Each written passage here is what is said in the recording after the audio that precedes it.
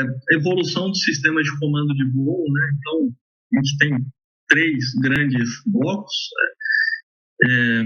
Em geral, existem mesclas entre um e outro numa mesma aeronave, mas de uma forma bem simplificada, os comandos no início aí, né?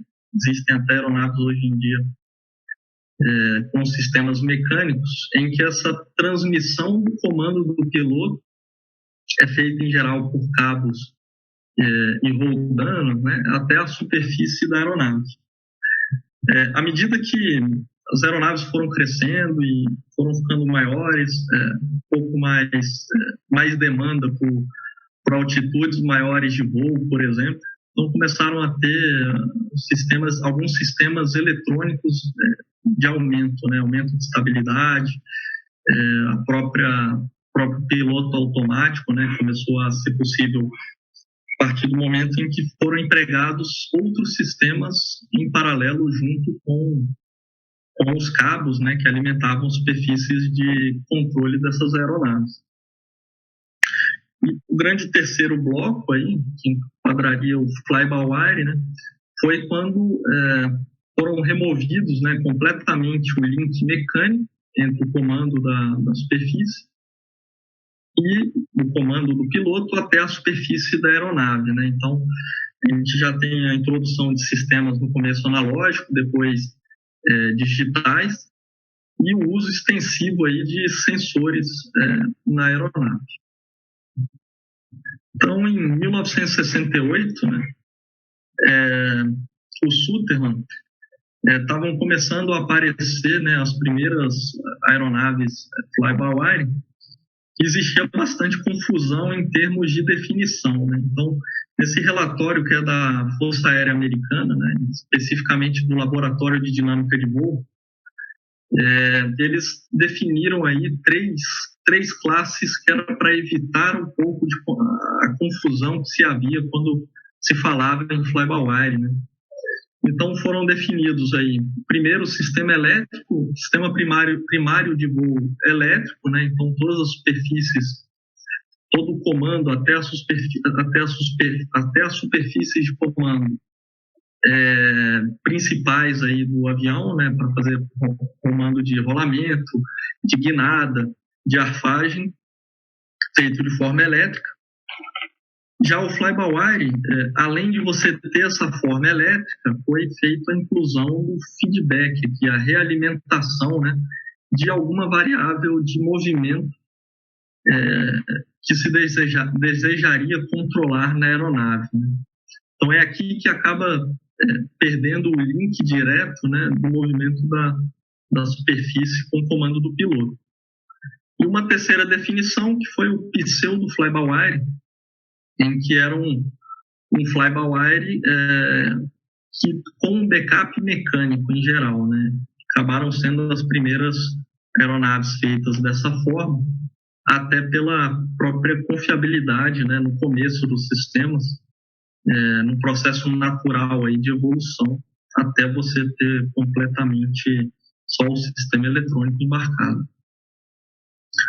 Então, para definir, né, então o primeiro sistema lá, que a gente tem um sistema primário de comando de voo de forma elétrica, a gente pode definir ele também como sendo um signal by wire, né, em que eu tenho o comando do piloto, ele passa por um controlador, um computador, eu transmito isso de forma eletrônica até um atuador, e o atuador mexe na superfície da aeronave, e eu tenho uma modificação na dinâmica, né? Então, isso, mesmo com o comando mecânico, é bastante similar, você não tem realimentação. Você pode ter sensores no sistema, mas mais para modular a disponibilidade da superfície, dado uma condição de voo. Então, à medida que você aumenta a pressão dinâmica na superfície, você ganha mais momento, né, para fazer o movimento da aeronave. Então, você pode utilizar esses sensores para modular a sua superfície e tentar manter de forma mais uniforme o movimento do comando do piloto em relação à resposta da dinâmica da aeronave. Então, o segundo, a gente tem já o sistema malha fechada, também um sistema signal by wire, mas pela definição lá de 68, em que agora eu fecho a malha, né? Então eu tiro, eu meço a partir de sensores a dinâmica da minha aeronave e uso ela para comparar com uma demanda, né? Com um comando de referência que o piloto está passando para a aeronave, né? Então pode ser qualquer variável, né? Existem algumas mais utilizadas, né? Fator de carga, uma combinação de fator de carga e variação do ângulo de trajetória, variação, né? A taxa de variação do ângulo de trajetória. Pode ser taxa de arfagem também. Qualquer variável que remeta o movimento em que você está querendo fazer na aeronave, né? No eixo, né? Então, da mesma forma, esse sensor, ele compara esse comando com a atitude, com a taxa que você está buscando. Isso gera um sinal de erro, que a partir de um sistema de controle, vai calcular qual que é a nova posição para esse atuador, para você, de forma fechada, né? Então, por isso, uma malha fechada, alterar a dinâmica da aeronave. Então, no próximo, entrando já na perspectiva histórica, né? Então, uma das primeiras aeronaves aí, né, que se tem notícia, empregaram o sistema fly-by-wire, foi essa aeronave, era um bombardeiro supersônico canadense, então Avro CF-105 Arrow, de 1958. Teve o uso do fly-by-wire inicialmente utilizado, porque eles tinham um problema, como ele voava muito alto, eles tinham um Dutch roll instável, então eles utilizaram um sistema de aumento de estabilidade inicialmente no leme, para aumentar a estabilidade laterodirecional. Depois acabaram migrando todos os outros sistemas. Infelizmente, é uma aeronave bem controversa, tem poucas informações. Em 1959, o governo canadense cancelou o projeto e destruiu todos os protótipos, né? Então, essa primeira etapa aqui são desenvolvimentos, né? Não chegaram a virar produto de fato. E um pouco depois, né, a gente já tem o módulo lunar da missão Apollo, né? Então, também um sistema fly-by-wire, aqui já não tinha mais nenhum backup mecânico, já é de 1968.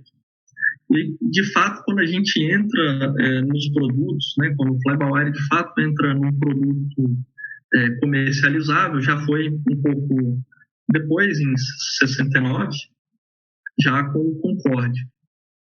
E aí, nas suas primeiras versões, né, no início do fly-by-wire, né, um sistema analógico. Mas ele tinha também um backup mecânico em todos os três eixos, né? Então, dando sequência na aviação comercial, aí já em 87, né, tem um espaço bem grande aí entre esses dois aviões. A gente já tem o fly-by-wire entrando na aviação mais popular, digamos assim, como o A320. Então, a diferença aqui já era um fly-by-wire digital. Ele tinha muito menos backup mecânico, só no leme e no estabilizador. Todo o resto completamente já fly-by-wire de fato. E aí, quando a gente passa para a aviação militar, e aqui eu estou falando de produtos, né? Teve bastante pesquisa também anterior, né? A gente tem o F-16, em 1974, as primeiras versões com o fly-by-wire analógico, né? Nas versões que iniciam pelas letras A e B, e depois já de forma digital nas versões que iniciam com as letras C e D. Na aviação executiva, né? Já há bastante tempo depois, com o Dassault Falcon 7X, né, já em 2005, primeiro voo dele. Então, dando sequência, o que seriam as superfícies, né, fly-by-wire? Então, a gente tem um exemplo aqui no 767X, que foi um projeto que a Boeing acabou abandonando, mas que seria o primeiro fly-by-wire da Boeing, acabou que eles não fizeram esse avião e acabaram migrando esse conceito, né, essa arquitetura já para o 777, né? Então, o Boeing 777 foi o primeiro Boeing aí, de fato, a empregar o fly-by-wire. Então, ele tinha todas as superfícies apresentadas aqui utilizavam o sistema fly-by-wire, né? Então, os ailerons, tanto de alta velocidade quanto de baixa velocidade, que ele chama de flaperon, estabilizador, profundor, leme e também spoiler. Então, na sequência, a gente tem a arquitetura que eles desenharam aqui na época. Então, a gente vê as redundâncias dos sistemas. Então,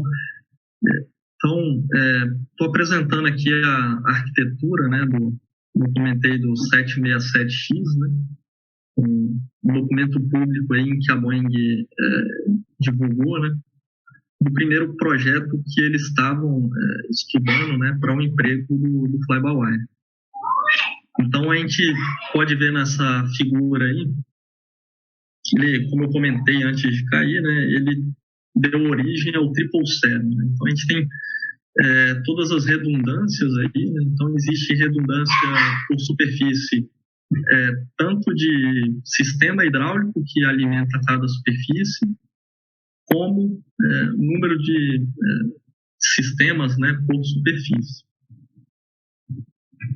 Então, passando para o próximo, então a gente vai comentar um pouco agora sobre o fly-by-wire do F-16. É um caso bastante interessante estudar, né? Foi, de fato, o primeiro produto aí militar utilizando o fly-by-wire. E eles utilizaram o fly-by-wire desde o início do projeto. Então, eles conseguiram tirar bastante proveito, né? Bastante vantagem que o fly-by-wire proporciona, né? Então, foi um primeiro avião de forma pensada, aí, projetada, né, para estabilidade relaxada. Tiveram outros de forma, talvez, não querendo, né? Ele tinha proteção de fator de carga e uma proteção de ângulo de ataque também proveniente aí da utilização do fly-by-wire. Então, no próximo slide, a gente tem um pouco aqui do sistema de comando de voo do F-16. Então, por ser um avião fly-by-wire, então tem uma necessidade muito grande de sensores, né? Então, se a gente olha aqui no meio da figura, a gente vê onde estão os acelerômetros, né? Então, medição de fator de carga normal, lateral e longitudinal. Os giros, né, que medem as taxas de arfagem, rolamento e guinada um pouco mais atrás, né? Sistemas anemométricos na frente do avião, computadores, atuadores para fazer a superfície e chegar de fato num sistema malha fechada, né? Então, com todos os elementos para proporcionar uma malha fechada. Então, na próxima figura,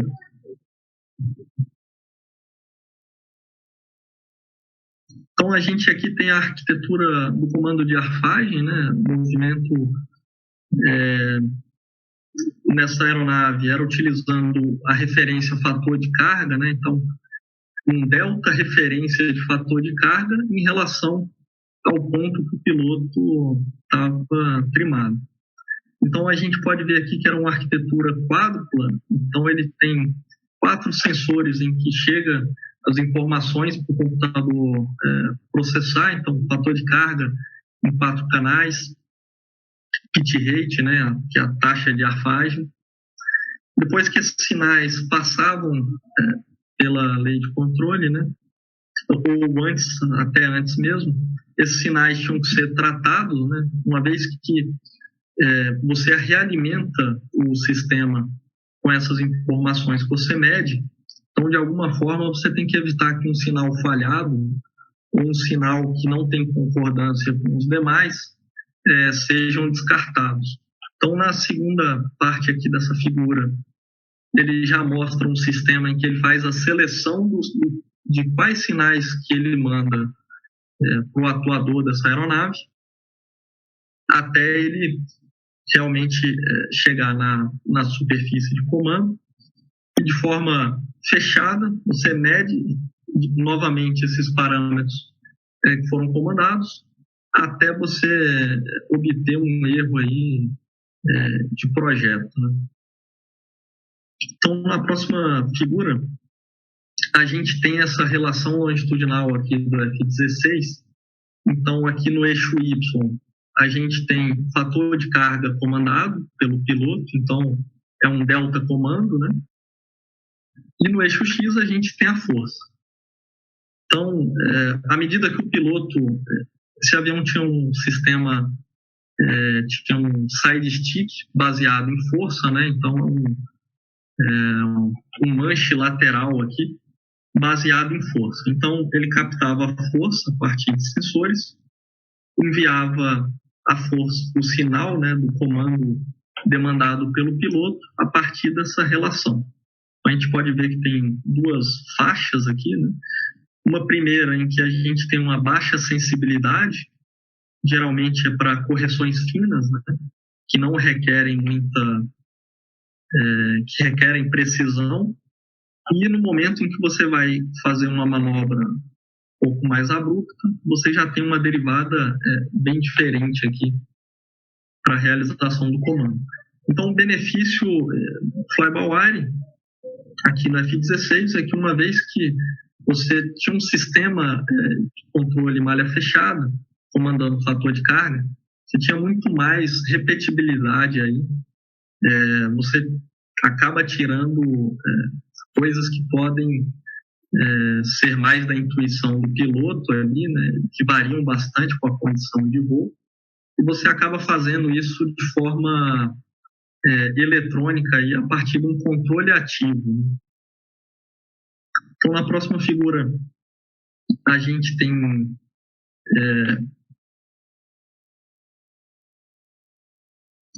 uma imagem aqui de como que a proteção de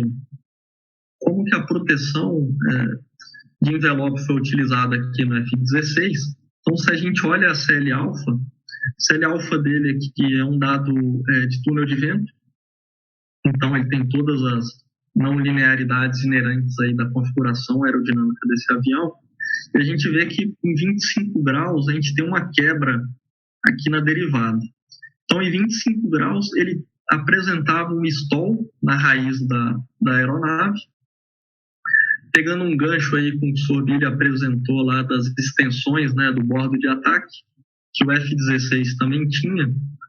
Então, a partir de 25 graus, você tinha essas superfícies gerando vórtice em cima da asa, proporcionava um aumento de CL máximo aí até a casa aí de mais ou menos 1.9.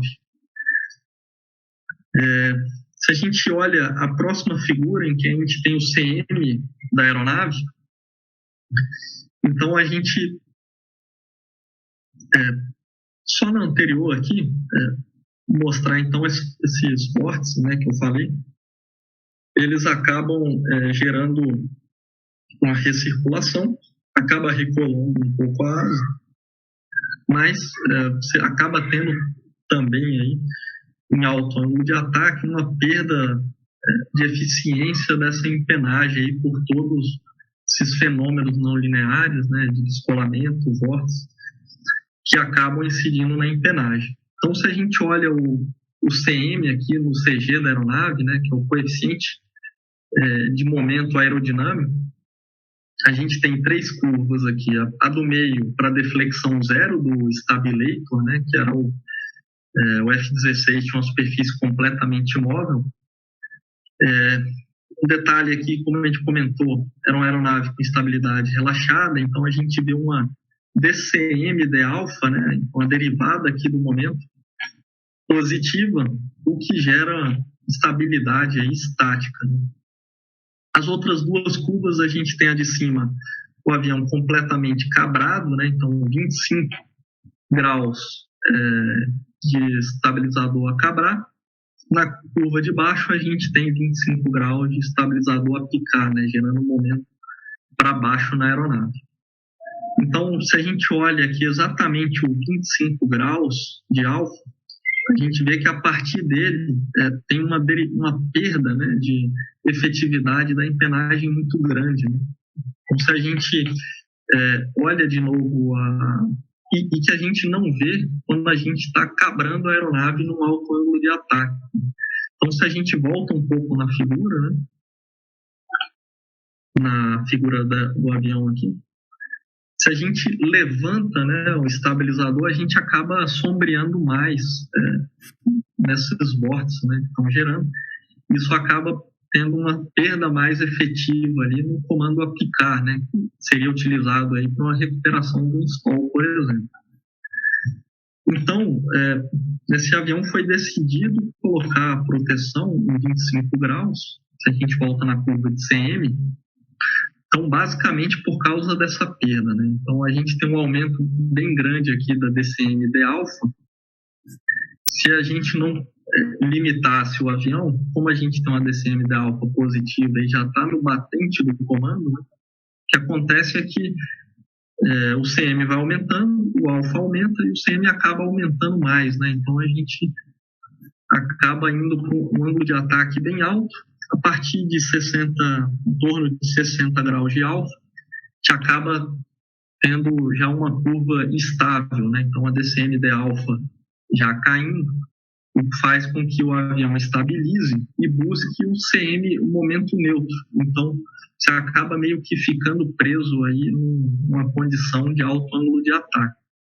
Então, lembrando que isso é uma curva estática, quando a gente fala numa manobra aí de entrada no stall, além dessa efetividade, a gente tem a própria aceleração em arfagem, né, os efeitos inerciais de massa e de inércia acontecendo. Então, apesar de um pouco depois de 25 graus a gente ainda ter CM negativo, dependendo da taxa que eu entre, pode ser que eu não tenha comando picador para recuperar. Então, só um parêntese, como aqui é tudo aerodinâmico, né, superfícies completamente aerodinâmicas, algumas aeronaves incluem um pouco de vetoração no empuxo, né, então eu desloco um pouco o eixo de saída, o bocal, né, de saída do motor, de forma a aumentar também um pouco, somar, né, a esse momento gerado pela superfície principal, aí, que é o profundor. Então, só a título de exemplo, né, F-35 já consegue até trimar em torno de 50 graus de alfa, né, coisa que o F-16 ficou limitado. Então, se a gente volta na CL alfa, aqui do F-16, lá nos 25 graus, a gente pode ver que se a gente tivesse um sistema de vetoração de empuxo, né, todo esse delta CL, que está em torno de 1.5 aqui até 1.9, a gente ganharia ele para fazer manobra, né, aumentar o fator de carga que eu conseguiria nessa condição e fazer manobras com um raio menor, por exemplo. Então, dando sequência,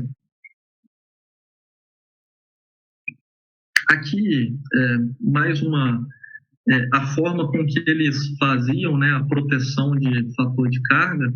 Então, uma forma bem simples, uma saturação do comando, né, por alfa. Então, eles saturavam esse delta em 8G. Então, se o piloto estivesse voando a 1G, né, reto nivelado, puxasse batente a cabrar, então você teria mais 8Gs aí para fazer uma manobra, né, uma manobra com 9Gs. Uma proteção de alfa de forma indireta, como a gente pode ver no eixo X aqui, é o ângulo de ataque, né? Uma vez que o piloto chegue perto dos 25 graus, eles acabaram tirando a autoridade aí desse comando, de forma que em 25 graus, mesmo cabrando toda a aeronave, você soma zero, né? Então, a aeronave, de fato, você acaba tendo uma proteção indireta de alfa, dessa forma. seguindo aqui um pouco mais de proteções de envelope, né? Então a gente tem o A320, que aí já na área da aviação civil, mas mesmo assim ele fez o uso, né, então, de proteções de envelope para aumentar a segurança. Então a gente tem proteção de ângulo de ataque, aqui já é uma proteção bem diferente em relação ao F-16, proteção de fator de carga, também assim como o F-16 tinha, e aqui acabam tendo proteções a mais, proteção de alta velocidade, para recuperar a aeronave de forma automática, né, se você excede os limites operacionais, aí, né, DMO e MMO, mais uma certa distância. Além disso, eles fizeram uso do fly-by-wire para fazer fechamento automático dos speed brakes, pelo menos com toga, né? Então, numa condição em que o piloto dá toda a manete ali, você fecha os spoilers, assim como em alto ângulo de ataque, o F-16, e como eles utilizaram, né, várias formas aí de melhorar o desempenho da aeronave, né? Tanto de controlabilidade, né, com o sistema malha fechada em fator de carga, né, gerando bastante repetibilidade nas manobras. E um outro sistema, né, que a gente começou a falar foi o emprego da estabilidade relaxada. Então, com a estabilidade relaxada, à medida que você vai chegando o CG mais para trás, você acaba diminuindo essa demanda, né, esse momento que atua em torno da aeronave, então você acaba precisando de menos superfície para trimar, né? Se a gente volta na figura anterior aqui, então a gente pode comparar aqui o profundor, né, IH, né, que era todo móvel por CL, utilizando a estabilidade relaxada, que a gente vê aqui que tem até uma derivada inversa, né, no começo, em relação ao convencional. O mais importante é que quando a gente vai para essa condição, a gente tem pouca deflexão da superfície. Então a gente pode ter um estabilizador menor, né, para gerar estabilidade relaxada. A gente pode trabalhar com passeio do CG e no resultado líquido a gente acaba usando menos demanda, né? Então isso gera menos arrasto, porque eu posso ter eu estou compensando com CLs menores, e além disso eu posso ter uma empenagem menor, né? Então todo o arrasto parasita eu também posso diminuir. Então se a gente vê aqui um dos ganhos que eles comentam, né, no ponto de projeto, isso vale tanto para Mach menor do que 1, quanto para Mach maior do que 1 também. Então se a gente olha a próxima figura, a gente vê aqui que eles comentam anterior, eles comentam aqui um ganho aqui de CL, né, para o mesmo CD, em torno de 8%. Então, a gente tem uma melhoria na polar da aeronave, e além disso, como a gente usa menos compensação numa condição com estabilidade relaxada, a gente acaba tendo um range de CL maior para cobrir. Então, a gente acaba tendo uma margem de manobra maior. Então, não quer dizer que o avião manobre mais rápido, por exemplo. Ele quer dizer que você tem uma margem para manobrar maior. Então, dado o mesmo peso, você acaba com uma condição de equilíbrio no ângulo de ataque um pouco menor, com a estabilidade relaxada. Então, a diferença desse seu ponto de trimagem até o seu CL máximo, né, ou CL limitado por uma proteção de envelope, você acaba tendo mais capacidade de manobra. Então, você pode carregar um pouco mais de peso, né, na aeronave. Isso é especialmente importante quando você tem um bombardeiro, né, para levar mais carga. E um outro ganho aí que a gente pode ver do fly-by-wire, aí já no A320, no próximo slide, então eles comentam que eles tiveram, né, em torno de 200 quilos aí de ganho, né? Então, isso é um ganho geral, não dá para falar que é só do fly-by-wire, né? Da própria arquitetura, é um ganho global, então isso está levando em conta que você consegue ter uma empenagem um pouco menor, né? Então, é todo esse ganho, né? Quando a gente fala de ganho de peso, o uso de fly-by-wire acaba sendo bastante controverso, né? Porque sem projetar um sistema similar por cabos, fica difícil você mensurar, né? Mas um ganho que é bem claro e que eles citam também é que eles tiveram um ganho equivalente aí também, em torno de 200 quilos, utilizando uma função de load alleviation, né, que é para aliviar cargas na raiz da aeronave, defletindo a aileron simétrico para cima aí com o fator de carga. Bom, eu deixei as referências aí que eu utilizei aqui. A gente pode passar de forma um pouco mais rápida, né? Então, quem quiser ter acesso, é só ver depois. Então, tá tudo aqui. Agradeço aí mais uma vez a equipe do portal, né, pelo convite. Então, agradeço a todo mundo aí. Obrigado. Uma boa noite aí a todo mundo.